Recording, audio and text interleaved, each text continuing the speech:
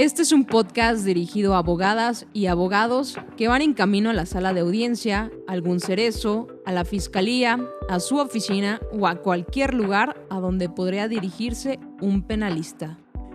Esto es para aquellos que son apasionados del derecho penal, así como nosotros. Esto es De Penalista a Penalista.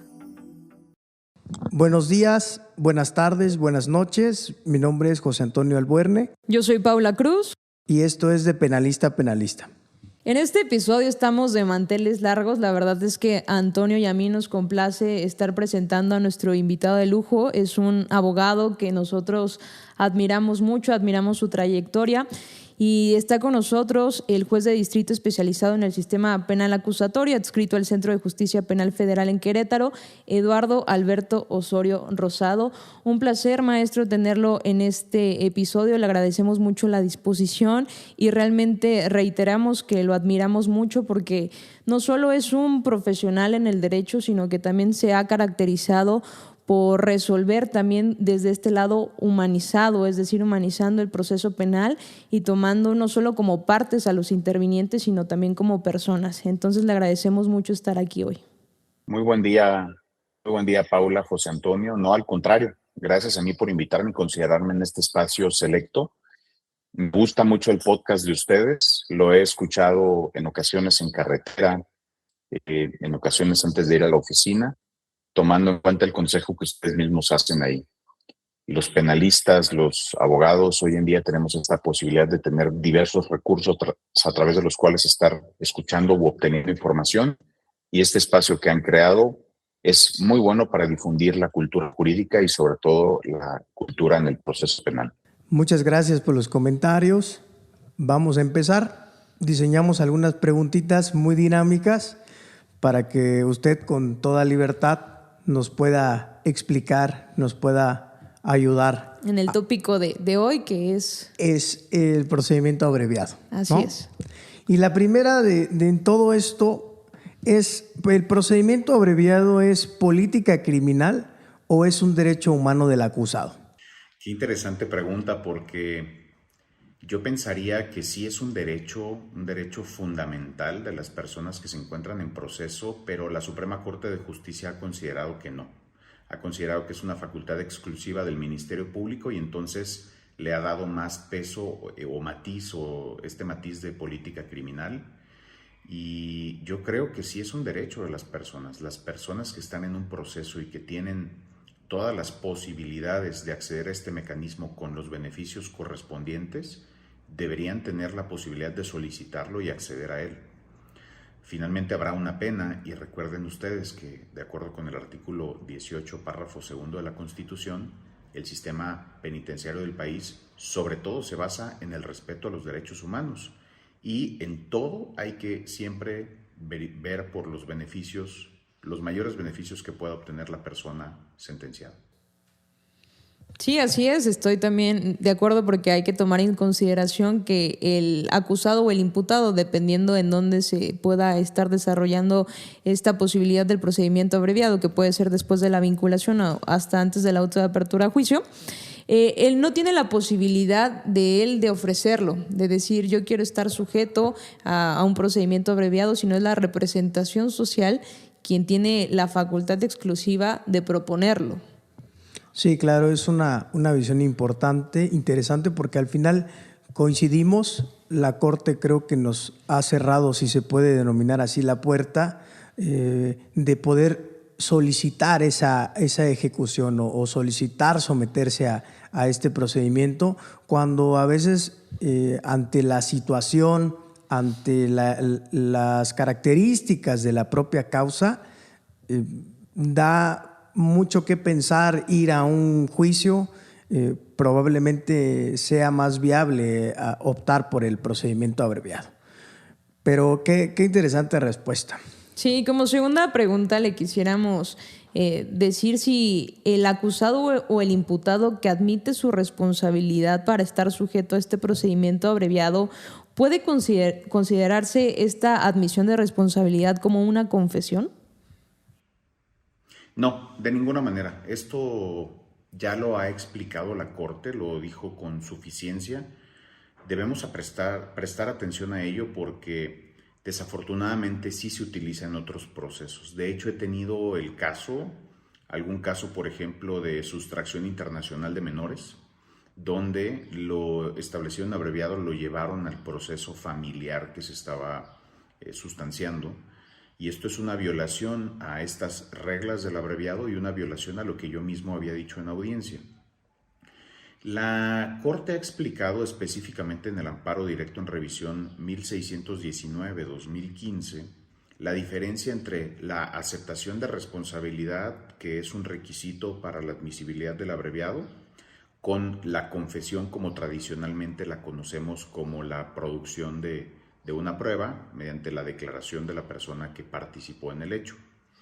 La Corte ha establecido que en el procedimiento abreviado es necesario que la persona otorgue un consentimiento libre, consciente e informado. Para esto, después platicaremos también de otro estándar que se encuentra en el amparo en revisión 100-2021 de la primera sala, precedente obligatorio, pero para esto es importante que la persona conozca completamente las consecuencias del abreviado, que tiene derecho a ir a juicio y que lo que le conviene es no ir a juicio sino optar por el abreviado. Entonces, una de las condiciones para que se acceda al abreviado es que él acepte la responsabilidad en los hechos, pero en los hechos que la Fiscalía expuso en la acusación. Por eso la Corte dice, en la aceptación de responsabilidad la persona simplemente dice sí a los hechos ya expuestos por la Fiscalía. En cambio, una confesión es una declaración espontánea donde no se cuenta con información y la persona produce la información, otorga las circunstancias de modo, tiempo y lugar. Y la confesión sí es una prueba que puede utilizarse en ese proceso o en otros procesos. Y le ha puesto estos candados, por decirlo de alguna manera, a esta aceptación de responsabilidad en abreviado y ha dicho, no es una confesión, tiene estas diferencias y únicamente tiene efectos en el procedimiento dentro del cual se acepta la responsabilidad para efectos del abreviado. No se puede utilizar ni en este proceso ni en otros, aun cuando se lo soliciten al juez. Está protegida, vaya.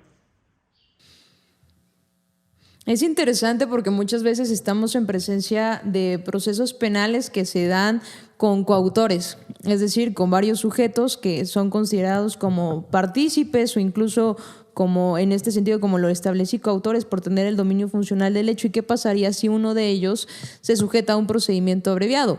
En ese momento, pues está admitiendo la responsabilidad como requisito para poder acceder a este procedimiento abreviado. Sin embargo, esto no podría ser también utilizado para los procesos que se tiene con los otros coautores que no están sujetos a este procedimiento abreviado. Entonces, es interesante porque muchas veces la Fiscalía intenta también utilizarlo como probanza. Sí, la verdad es que... De hecho... adelante, por favor. Sí, de hecho es inevitable que la Fiscalía pretenda darle ese uso, ¿no? Que la asesoría jurídica o la propia víctima quiera que se utilice, pero no es posible hacerlo y los jueces debemos hacer énfasis en ello. Me parece que podemos entender esta prohibición de utilización porque si no existiera, no sería efectivo, no existiría el procedimiento abreviado o no tendría efectos que verdaderamente sirvan a la persona y resulten atractivos para optar por este mecanismo. Además, fíjense que ahora que hacen ustedes este comentario, vino a mí una relación con un principio que tiene que ver con la justicia alternativa y es el principio de confidencialidad que opera en los mecanismos de mediación, conciliación y junta restaurativa. Estos mecanismos son estos procesos donde una persona facilita el diálogo y pueden concluir en un proceso penal con un criterio de oportunidad, con un procedimiento abreviado, con una solución alterna. Y uno de los principios que rige este diálogo, este proceso de diálogo y comunicación, es el de confidencialidad. Y de acuerdo con la confidencialidad, nada de lo dicho en este proceso puede ser utilizado en este proceso de diálogo puede ser utilizado ya dentro del proceso. Es decir, el juez no podría, por ejemplo, haber estado presente o haber conocido que sí hubo una aceptación de responsabilidad, pero que al final no se pusieron de acuerdo en la pena, y el juez no puede salir y decir, bueno, a ver, No se pusieron de acuerdo en la pena, pero yo sé que usted ya había aceptado la responsabilidad en ese proceso de diálogo y entonces esto lo tomo en cuenta para determinar que sí cometió esta conducta. Esta protección viene desde allá, me parece que pudiera haber esta relación con este principio. Sí, en realidad vuelve autónomo esta salida alterna, esta forma de terminación anticipada, son autónomas completamente al proceso de fondo y el proceso de fondo se va a tener que resolver en juicio oral con desahogo de pruebas, medios de prueba y como se ha indicado ya, no puede ser ocupado, no puede ser ni siquiera la pura sesión de mediación, la transcripción o que se recabe la entrevista a un testigo que estuvo presente, etcétera, son completamente independientes. Igual, la misma Corte ha dicho, si, no lo quiero decir de manera tan coloquial, pero o es blanco o es negro, ¿no? O te vas al abreviado o te vas a juicio. Y si antes del dictado de apertura a juicio oral vas a elegir el abreviado, pues adelante.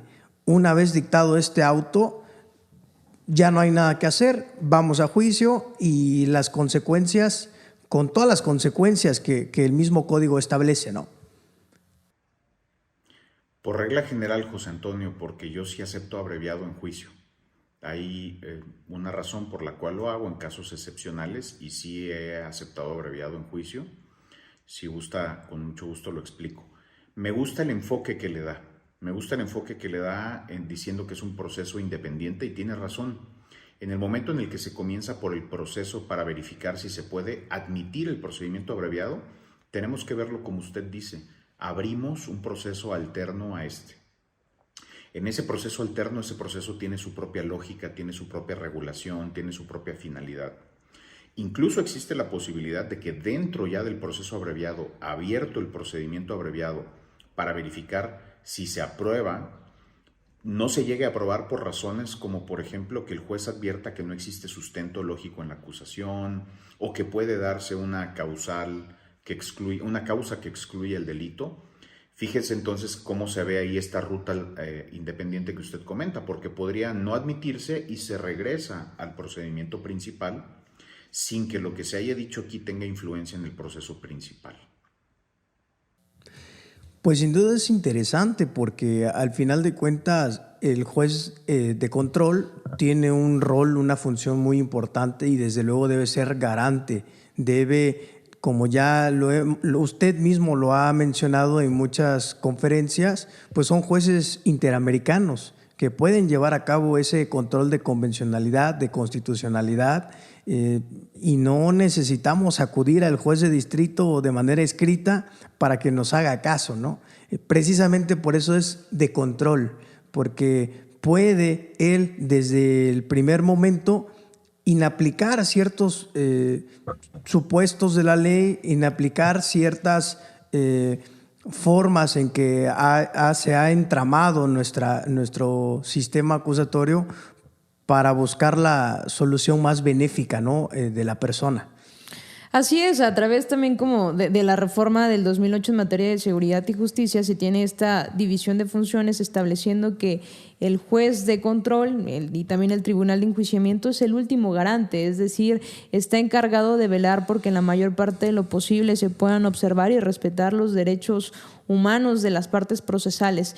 Y entonces, tomando en consideración esta función garante de los jueces, quisiéramos realizarle otra pregunta.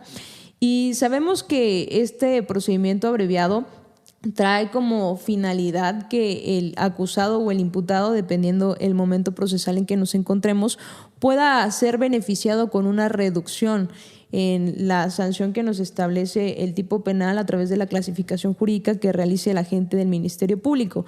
Sin embargo, esta reducción en la sanción muchas veces por la representación social se hace de forma arbitraria. Entonces, lo que quisiéramos preguntarle es qué principios se deberían considerar para poder establecer estos parámetros de reducción de la pena y, sobre todo, cuál sería la función del juez de control para establecer que en efecto esto se trata de algo razonable y no solo una decisión arbitraria por parte de la gente del Ministerio Público. Es todo un tema, ¿eh? En él reside la verdadera aplicación democrática y transparente, respetuosa de derechos humanos del procedimiento penal en general. Y antes de contestar este punto en específico, también tocaron un tema ambos, la función del juez dentro del abreviado. Sobre esto hemos reflexionado muy poco. El procedimiento abreviado, el plea bargain, el plea deal, esta figura ha sido criticada inmensamente en la academia. Hay un académico a quien sigo mucho, un argentino que hasta hace poco trabajaba en la Universidad de California, no sé si ahí continúa, se llama Máximo Langer. Máximo Langer me parece que podría considerarse uno de los máximos expertos precisamente en justicia adversarial y específicamente en el procedimiento abreviado.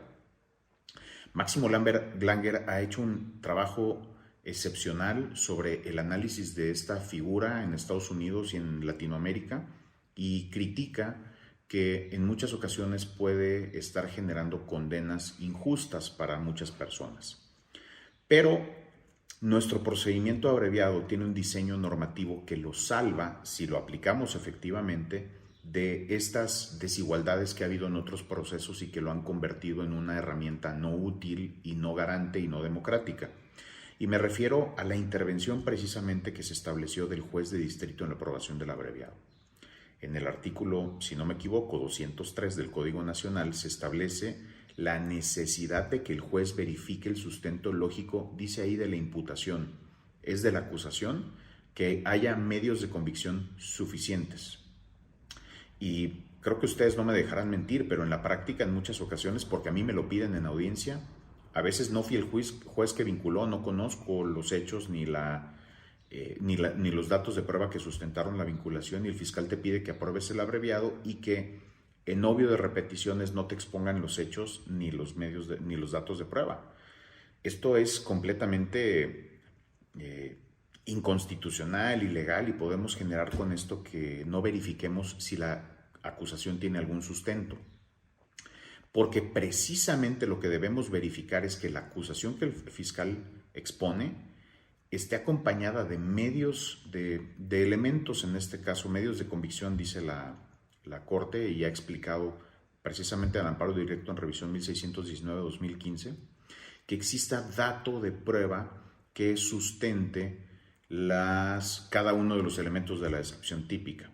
Incluso lo abunda un poco más en el amparo en revisión 100-2021. Esto le garantiza a la persona acusada que el juez intervenga simplemente para verificar que la condena que se propone, que la acusación que se expone, que la responsabilidad penal que se encuentra a punto de aceptar o no, verdaderamente tenga un sustento. Porque podría haber una desconexión entre la acusación en aspecto fáctico con la evidencia que hay en el proceso. Y si los jueces no verificamos esto, no realizamos la función que el legislador estableció, podrían estarse generando condenas indebidas. Ahora, en cuanto al tema específico que comentaron, definitivamente el procedimiento abreviado fue concebido como una terminación de forma anticipada. En el proceso penal hay terminaciones anticipadas en sede ministerial, se llaman criterios de oportunidad, y una terminación anticipada en fase judicial, que es el procedimiento abreviado, aunque el criterio de oportunidad todavía cabría en uno o dos supuestos en el proceso judicial. Y este procedimiento abreviado, en realidad, en los hechos, precisamente por el enfoque que la Corte, sin ninguna mala intención, interpretando la Constitución y la norma, ha considerado que no es derecho de las personas, sino es facultad de la Fiscalía. La Fiscalía recibió básicamente un cheque en blanco con el cual se ha apoderado incluso de esta parte del proceso y no está permitiendo que el proceso resulte en este beneficio para el cual fue diseñado. Como bien dicen ustedes, debe atenderse a diversas circunstancias. Si la persona es la primera vez que se ve involucrada en algún tipo de delito, si el grado de culpabilidad fue mínimo, si se dan otro tipo de condiciones, la Fiscalía debería siempre ofrecer el máximo de reducción. Pero siempre está esta resistencia de los operadores y sobre todo de los operadores desde la Fiscalía a otorgar beneficios. Recordemos que la propuesta para reducción en el abreviado, de acuerdo con sabemos las propuestas que hubo para cuando se creó, eran mucho mayores al tercio. pero se determinó, no, vayamos gradualmente, entonces pongamos que hasta 1/3, ¿no? Y este tercio en los hechos no está operando a plenitud. No sé si ustedes en su práctica siempre le estén ofreciendo el tercio. En el caso de Querétaro, hasta hace poco siempre se ofrecía 1/3 de reducción, ahora se está ofreciendo 1/4, 1/5. Pero también asistimos a otro centro de justicia, estamos auxiliándolo, que es Guanajuato, y ahí están ofreciendo la delegación en Celaya un 36avo, un 48avo de reducción, que implica una reducción de 1 semana, de 2 semanas. Es una muestra de que para algunas personas recibir la concepción de un proceso, por ejemplo, la Corte definir un proceso, para alguien se recibe como un cheque en blanco o como una patente de corso. Debemos los jueces insistir, no debemos cesar en nuestra función con los mecanismos que tenemos y sin realizar funciones indebidas, siempre insistir en que se haga uso de los mecanismos de solución alterna y determinación anticipada, con los mayores beneficios para las personas. Tenemos posibilidades incluso, a pesar de que no podemos reducir el margen de reducción que hayan acordado las partes, el porcentaje de reducción, sí tenemos otras reglas que podemos aplicar a la hora de sentenciar, por ejemplo la de los concursos, contradicción de criterios de tesis 41-2019. Antes aplicábamos en automático las penas de los otros delitos que concursaban, ya sea de manera real o ideal, con el delito de mayor entidad. Pero la Corte dijo que no, y lo dijo hace ya algunos años, y dijo, esa aplicación automática se acabó. El legislador estableció que podrá aumentarse y esto genera que haya una necesidad de justificar por qué se aumenta, pero la necesidad de justificar no es del juez. Quien debe justificar que requiere aumentarse la pena es la Fiscalía, y la Fiscalía no lo está solicitando. Está solicitando la aplicación automática de las penas en concurso. Y los jueces, desafortunadamente, estamos justificando nosotros esto, sustituyendo las funciones de la Fiscalía, siendo parciales. Y de igual manera, esta motivación no es general, sino la Corte dice que debe hacerse basada en el principio nulla pena sin necessitate, conforme al cual solo es necesaria la prisión si se justifica su utilización. ¿Cuándo debe utilizarse la prisión? ¿Cuándo debe utilizarse mayor tiempo de condena?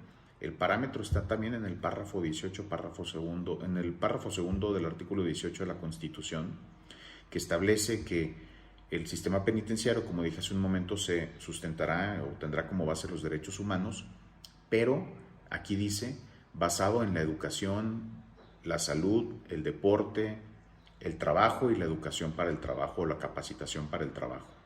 En 2011, esta reforma importante en materia de derechos humanos, también se reformó el sistema penitenciario del país. La pena dejó de tener el enfoque que tenía, dejó de ser el fin. A ver, a quien encuentro responsable, lo voy a sancionar. El fin de la pena, sancionar a quien fue responsable de un delito. No, se cambió el enfoque de la pena como fin, sanción, para convertirse en un instrumento o herramienta para lograr la reinserción. También se cambió el enfoque de readaptación a reinserción. No son palabras, son sistemas, son visiones completamente distintas. Y esto tampoco se ha puesto en marcha. Entonces los jueces lo que debemos hacer es insistir en que se haga uso de estos mecanismos.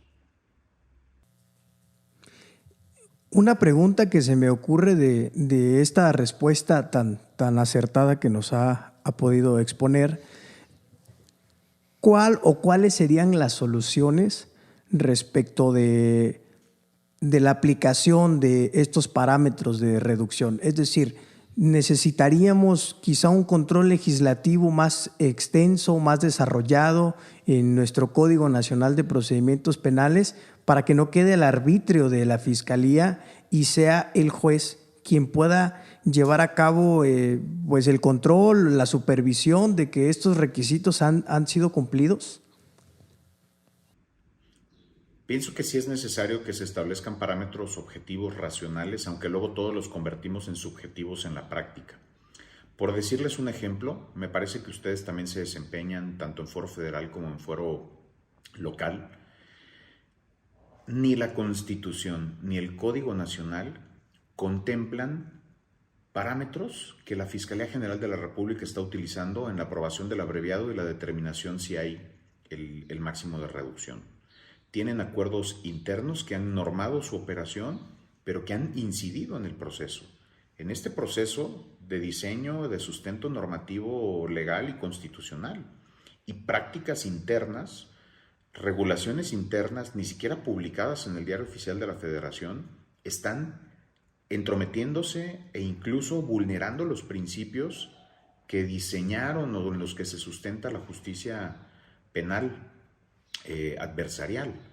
Por decirles un ejemplo, la Fiscalía tiene que atender a una normativa interna que les da unos 6 parámetros que tienen que verificar, y solo si hacen check, solo si palomean cada uno de los 6 parámetros, pueden ellos reducir el máximo, es decir, el tercio.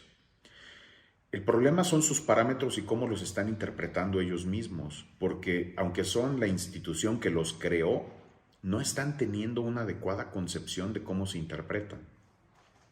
Por decirles un ejemplo, dicen, un parámetro es la gravedad de la conducta realizada, y para ellos es grave toda conducta realizada. Es que la conducta es grave.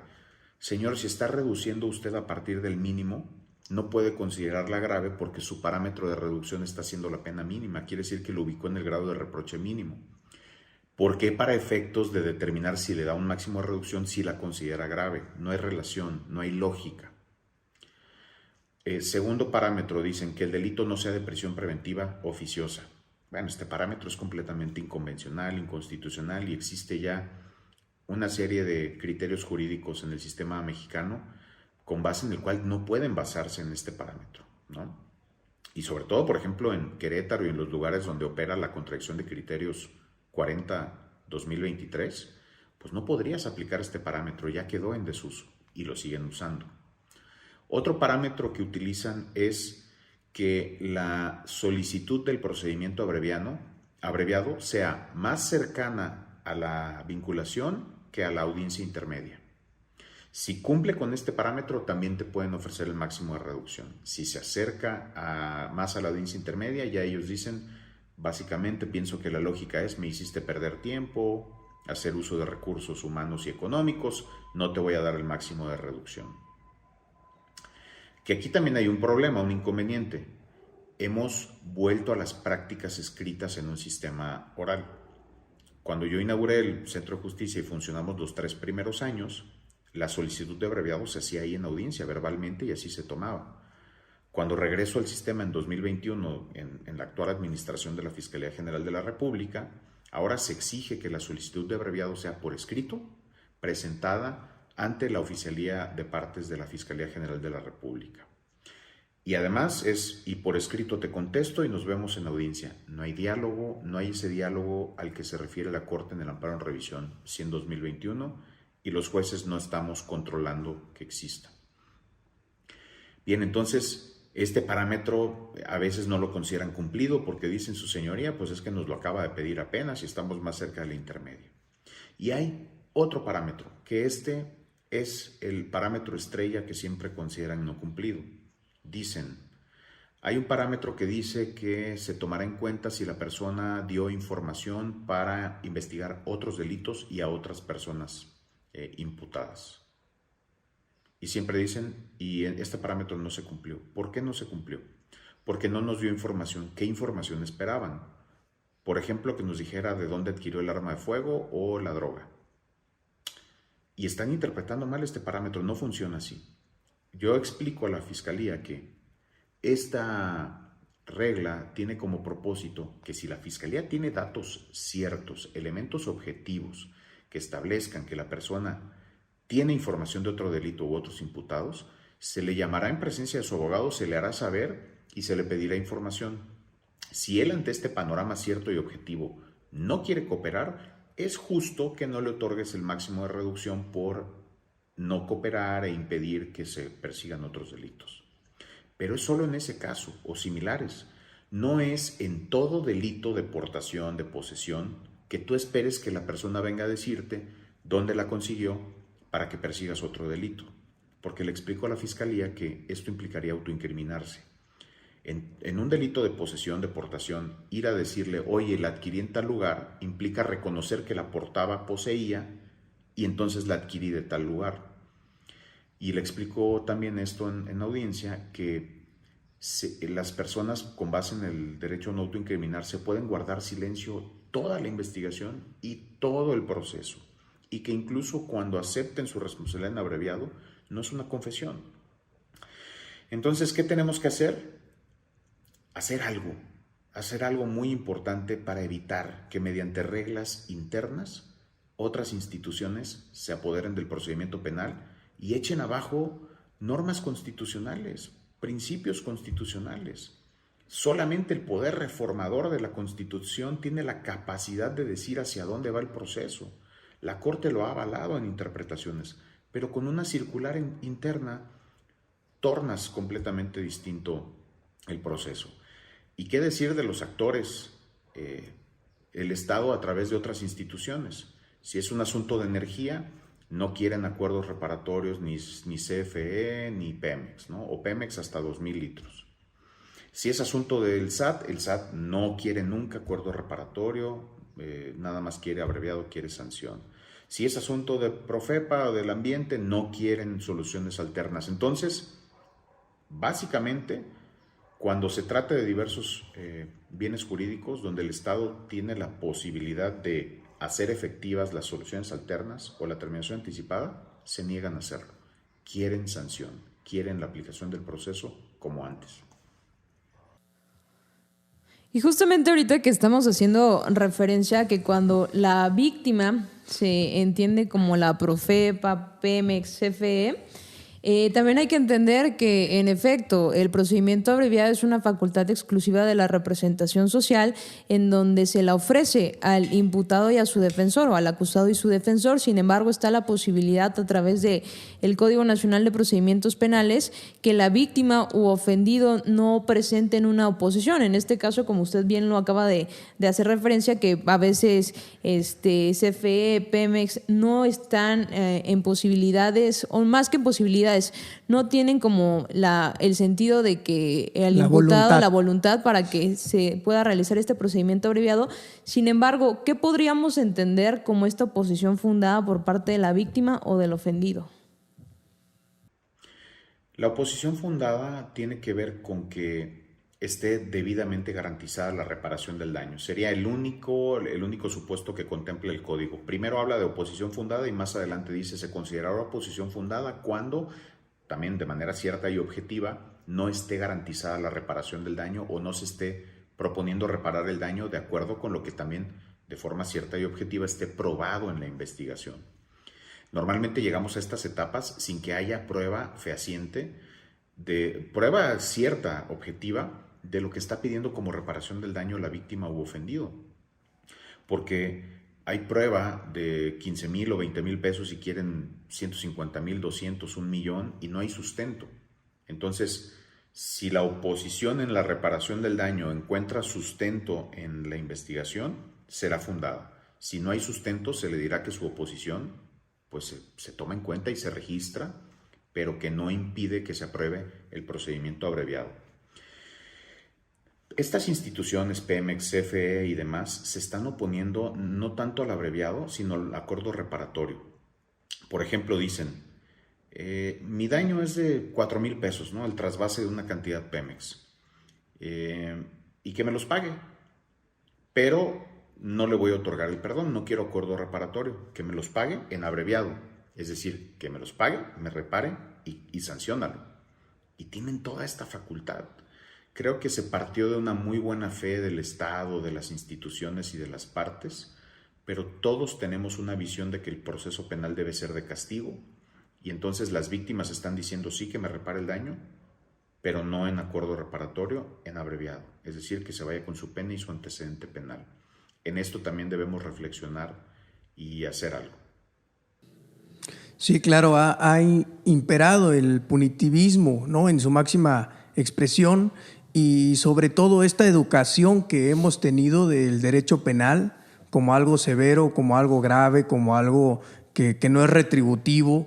Y como usted lo menciona, se ha dado cuenta de ello en los operadores, en asesores jurídicos, en fiscales, incluso defensores, que nosotros tomamos ese rol en el mayor de los casos, y muchos incluso se niegan, lo ven como una ofensa o como una derrota, ¿no?, a ese ego que se tiene de poder ofrecer a nuestro representado que se someta a un procedimiento abreviado o que suscriba un acuerdo reparatorio o se tramite una suspensión condicional, pero pues parte de esa educación de no, vamos a juicio a demostrar que eres inocente, cuando a veces es inviable hacerlo. Vamos a generar una consecuencia aún peor, más negativa de la que ya se encuentra nuestro representado.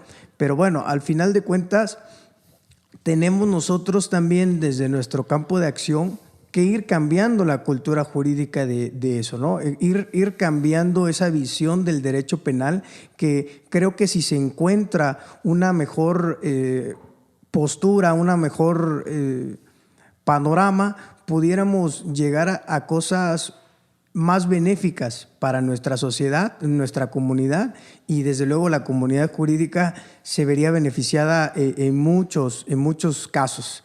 Este comentario nos lleva a otra pregunta que básicamente consiste en saber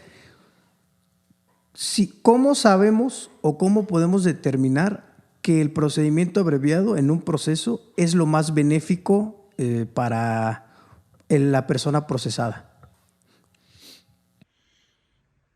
Es una pregunta muy difícil de responder porque el verdadero beneficio solo lo conoce la persona imputada y su defensa si es que cuenta con la capacidad de asesorarlo debidamente.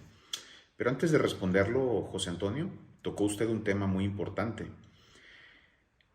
Aquí en México no está habiendo una presión a la Fiscalía, por ejemplo, y a estos otros sectores para que se sientan observados y presionados a aplicar las normas del proceso dentro de sus principios.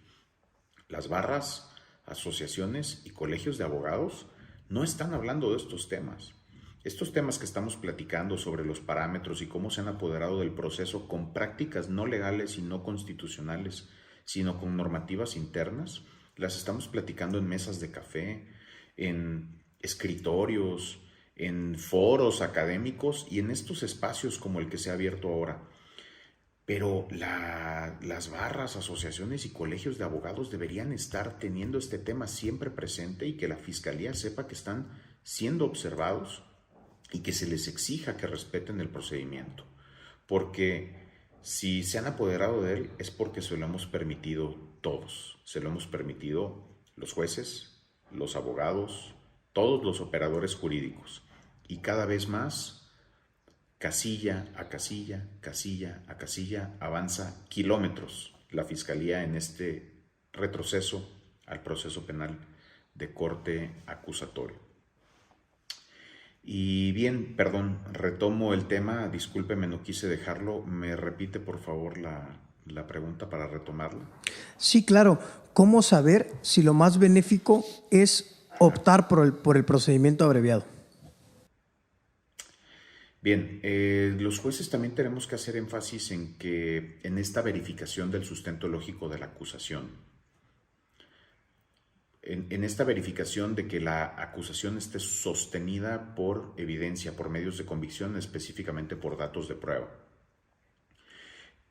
Una primera aproximación es tomarnos en serio las preguntas que debemos hacer según se establecen también en el amparo directo en revisión 1619-2015 y en el amparo en revisión 100-2021. Los jueces tenemos que, no nos puede dar flojera, no es algo de formato, tenemos que darle importancia a la verificación de que la persona primero se encuentre en pleno uso de sus facultades mentales.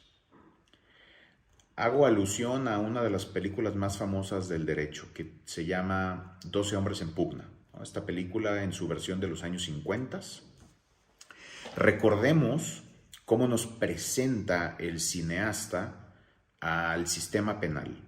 Empieza por un juez cansado que se dedica a decir unas palabras de machote, de formato, de discurso vacío sin pensarlo y sentirlo, explicándoles algunas reglas cuando vayan a condenar a la persona. Pero lo dice como un discurso que en el juez no cree, que al juez no le interesa transmitir y comunicar al jurado. Presten atención a esa parte, que es cuando comienza la película, sobre este enfoque. Y el juez, a pesar de que tienen ahí la posibilidad de mandar a prisión a una persona muy joven por homicidio, el juez lo presenta al cineasta como diciendo, no está interesado verdaderamente en esto, se dedica a simplemente jugar un papel y hacerlo sin sentido. En esto los jueces debemos tomar importancia sobre esta primera verificación de que la persona se encuentra en pleno uso de sus facultades mentales, preguntándole si puede pensar con claridad, si hay algo que nuble su pensamiento ese día, haciéndole saber que es la persona, y así con estas palabras, usted es la persona más importante en esta audiencia. Si en algo tiene duda, por favor, interrumpa cuantas veces sea necesario. No piense que está haciendo perder nuestro tiempo. Este momento es crucial para usted. A partir de ahora se definirá si va a juicio como es su derecho o bien si renuncia al juicio y opta por el abreviado. Y nadie puede obligarle, señor, señora, ni su abogado. Solamente usted puede hacerlo. Si usted considera que no ha platicado lo suficiente con su abogado, que no comprende esto, no tome la decisión ahora. Los jueces además deberíamos ser sensibles, José Antonio y Paula, que una decisión de optar por una solución alterna o por un procedimiento abreviado no solo implica una adecuada comunicación con su abogado. Para esto, ahora que hay virtualidad, yo hago énfasis en que deben estar en sala, y si no están en sala, cuando menos deben estar por videoconferencia en el mismo sitio, el abogado y la persona. Si están en lugares separados, no existe esta comunicación en la que pueda la persona tener una verdadera asesoría. Yo no apruebo abreviados de esta manera. Una decisión de abreviado depende de una adecuada comunicación con su abogado, también con una adecuada información del juez en el momento en que tenga dudas. Tenemos que hacerle sentir la confianza de que pregunte cuanto necesite, que no considere que hay dudas tontas, perdón por la palabra, que no hay pregunta tonta o absurda o ridícula, que es su futuro el que está en juego. Pero algo también en lo que no reflexionamos mucho es que también la decisión de abreviado depende de una plática con su familia. Entonces también es importante permitir el acceso a su familia, permitir en los recesos que no solo platique con el abogado, sino platique con su familia. Porque a la familia se le tiene que explicar cuáles son las consecuencias. Oiga, él estará sujeto a prisión, no hay beneficio, implicará esto, o si tiene beneficio, ¿dónde vivirá? ¿Podrá vivir con ustedes? Ellos pueden decir, oye, ¿sabes qué? Nuestro contrato de arrendamiento se está acabando, ¿qué podemos hacer, abogado? ¿Qué implica esta aceptación? ¿Habrá que reparar un daño? ¿A cuánto asciende? ¿Cuál es su panorama en juicio? Y es una decisión que tiene que tomar no solo él con su abogado, es una decisión que es importante que tome con su familia. Fíjense, todavía ni acabamos con las preguntas que tienen que ver con si él está en condiciones de aprobar el abreviado, y ya estamos hablando de esto que está muy poco presente en la aprobación del abreviado. Después de cerciorarnos de que está en plenas condiciones o facultades mentales, tiene plenas facultades mentales para aceptar el abreviado, tenemos que cerciorarnos dentro de esto igual que no se haya puesto en un estado de ebriedad antes de la audiencia, 24 horas antes, que no haya consumido drogas, estupefacientes, narcóticos o psicotrópicos, y preguntarle, incluso si un médico se los recetó, no se preocupe, o incluso si usted consumió drogas, no va a haber ninguna responsabilidad si nos dice que sí, ¿no? Sepa usted que el Estado permite su consumo, amparo directo en revisión 4725-2018, porque lo quiera o porque lo requiera, ¿no? Puede decírmelo, tiene que ver con la aprobación del procedimiento abreviado. Y ya una vez pasados estos filtros, entonces cerciorarnos que comprende específicamente que tiene su derecho a ir a juicio, pero decirle que su derecho a ir a juicio implica la posibilidad de que se le considere inocente o se le considere culpable. Siempre le decimos que sea absuelto o sea declarado responsable. Ellos no entienden, o normalmente las personas no entienden estos conceptos, es decirle ser declarado inocente o ser declarado culpable. La posibilidad de que no solamente se le juzgue con las pruebas de la fiscalía, sino con pruebas que usted y su defensa recaben. Ahora, también usted tiene derecho a no ir a ese escenario y considerar que lo que más le conviene es el abreviado. Entonces, Esta fase en la que los jueces tenemos allá a las personas y nos debemos cerciorar de que existe conocimiento pleno, consciente, informado, suficiente, es muy importante y es fundamental para garantizar que verdaderamente haya un beneficio y un beneficio del que esté plenamente consciente la persona en el procedimiento abreviado. Por otro lado, en mayo de 2022 la Corte cambió su manera de entender la criminalización de la posesión de narcóticos en México. Y básicamente la Corte se aparta de este sistema creado legislativamente en 2009 a través de una métrica, de una tabla que dice, si tú tienes esto es para tu consumo, pero si excede esta cantidad ya no es para tu consumo. Y la Corte dijo, no, esa tabla es inconstitucional porque tasa de manera irreflexiva lo que alguien puede consumir sin que sea lo que realmente puede consumir una persona.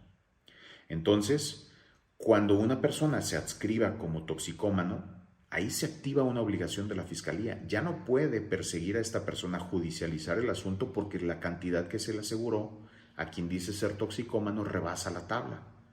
Porque tiene que generar acto de investigación, lo idóneo sería prueba científica, que determine que esa cantidad asegurada que poseía excede para su consumo. Como ya no se puede hacer con la tabla, tiene que ser con evidencia científica y no lo está haciendo. Y los jueces estamos llegando a la audiencia y estamos aceptando abreviados de personas en las que a veces en los datos de prueba que nos exponen sale que es toxicómano. Entonces hay un elemento de la descripción típica que es que la cantidad exceda para su consumo. ¿Cómo podemos considerar que hay sustento lógico de la acusación en esta parte si no tenemos evidencia al respecto? O si la Fiscalía incurrió en este vicio que los jueces hemos consecuentado, donde dice, poseyó este narcótico, poseía estas estrellas ponchallantas, poseía o portaba armas de fuego y cartuchos. Y no tenemos evidencia sobre si podía o no o tenía autorización, pero le pedimos que lo acredite en sentido negativo, ¿no? Dicen las fiscalías en audiencia, incluso en abreviado. Esto se llama revertir la carga de la prueba y no existe en nuestro sistema. Hay jurisprudencia de la Corte, contradicción de tesis 383-2015 de la primera sala, donde dijo que la carga de probar todos los elementos siempre es de la Fiscalía. Y esto incluso aunque se trate de elementos negativos u omisivos de la descripción típica. Y no lo estamos haciendo, no lo estamos exigiendo. Como no ha probado aquí en la audiencia que tiene licencia para el arma, que tiene autorización de COFEPRIS para la droga, acredítelo en sentido negativo. Oigan, qué suave como fiscal. No realizo actividad probatoria y el juez me echa la mano porque no lo exige y además aprobamos un abreviado con base en esto. Ahí es donde les digo que hay que hacer énfasis. No debemos entrar con esa actitud del juez de la película 12 hombres en pugna, ni tampoco considerar el abreviado como algo más, como una audiencia más de trámite. Es una de las audiencias más importantes y la intervención del juez tiene un papel crucial. Sí, yo recapitulo lo que usted acaba de mencionar hace un momento y es la importancia que tiene el imputado o el acusado en esta audiencia porque después de todo hay que empatizar con él. La persona que está sujeta al proceso y que está a punto de ser sentenciada en este procedimiento abreviado no son los abogados, es el imputado. Entonces muchas veces este control horizontal se hace entre las partes técnicas, es decir, el asesor jurídico y la gente del Ministerio Público emite estos argumentos o pronunciamientos pero dirigido a su antagónico técnico, no a las partes procesales que pueden ser la víctima, ofendido o el imputado. Es decir, realizamos estas aseveraciones, pero con este tinte jurídico que muchas veces los particulares no llegan a comprender. Entonces es importante pues empatizar y establecer que pues la persona más importante en esa audiencia es el imputado o el acusado y no los abogados. Y también para abrazar lo que usted hace un momento estaba haciendo referencia de la carga de la prueba de la representación social, Para que este procedimiento abreviado pueda ser autorizado por el juez de control, requiere, pues en efecto, que estos datos de prueba que están integrados debidamente en la carpeta de investigación, pues sustenten la acusación. Esto en términos del 205. Sin embargo, viene esta pregunta de ¿qué tengo que acreditar yo, agente del Ministerio Público, para que el juez de control pueda autorizar el procedimiento abreviado? El hecho que la ley señala como delito que pues permea o que se está establecido desde la emisión de una orden de aprehensión hasta el auto de vinculación a proceso, o incluso ya la figura delictiva en de forma completa, es decir, que sea una conducta típica, antijurídica y culpable. En este procedimiento abreviado, ¿qué es lo que se tiene que acreditar por parte de la representación social? Volvemos, tuvimos un pequeño percance con la conexión de internet, ya que estamos grabando a distancia con el maestro Eduardo. Sin embargo, retomamos.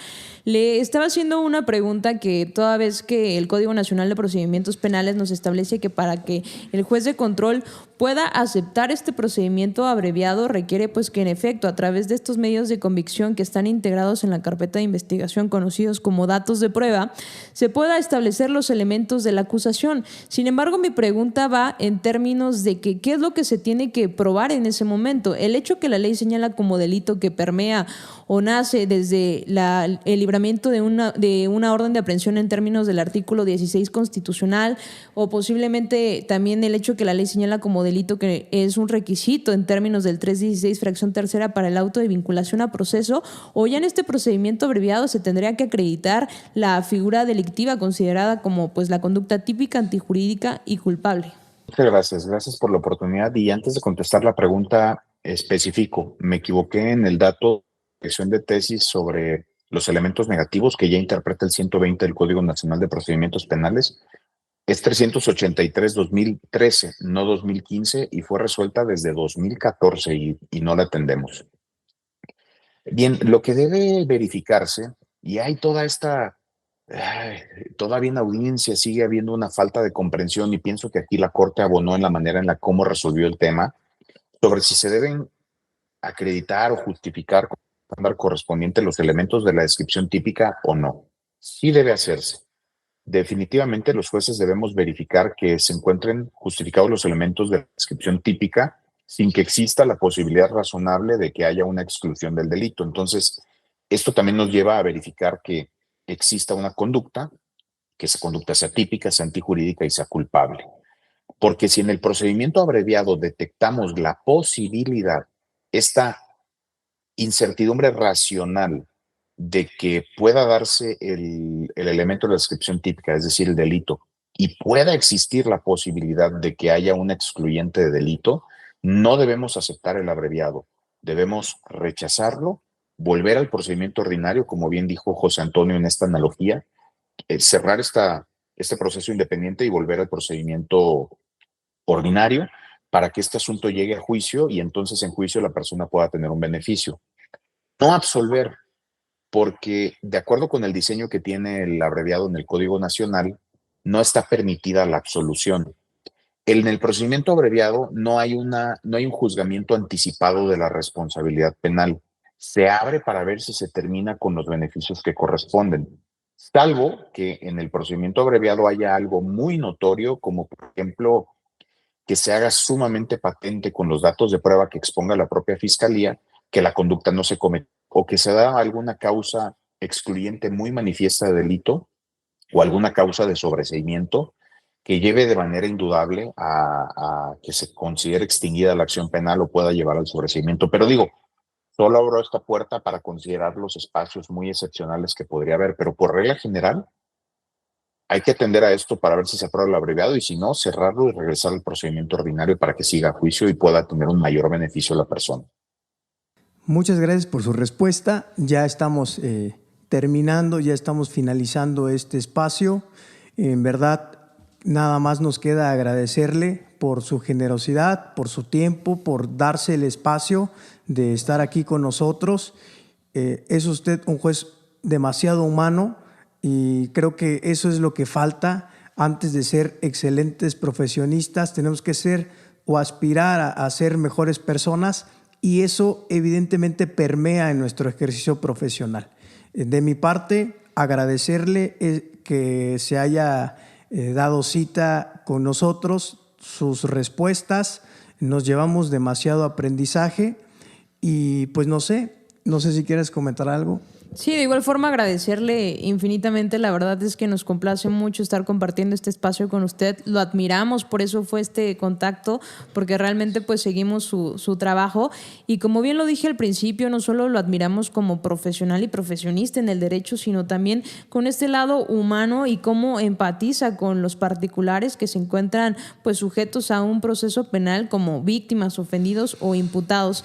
Y pues no cabe duda que este episodio va a ser de mucha importancia tanto para la Fiscalía, para que pueda observar y mejor, más claro, oír lo que usted hizo referencia, en qué bases o qué principios tomar en consideración para poder, en efecto, garantizar que el imputado o el acusado pues tenga una reducción en la pena, y de igual forma como defensa qué tendríamos que hacer, y sobre todo también los jueces de control que nos puedan escuchar, saber cuál va a ser su intervención como últimos garantes en el proceso penal. Entonces pues quedamos muy agradecidos y la verdad contentos. Fue como una clase para nosotros. Sí, y ojalá podamos arribar otros temas de suma trascendencia.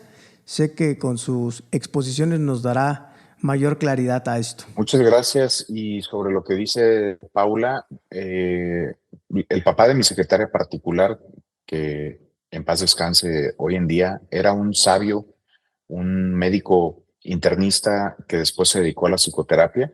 Y me explicó una vez, me dijo: Eduardo, tú tienes la posibilidad de que las personas que tienes frente a ti en audiencia puedan redefinir su vida. Si dices las palabras adecuadas de la manera adecuada, estas personas pueden hacer un cambio trascendental, redefinir su vida. Y me dijo, las personas hacen cambios o grandes cambios en dos momentos en la vida: en crisis o en pérdidas.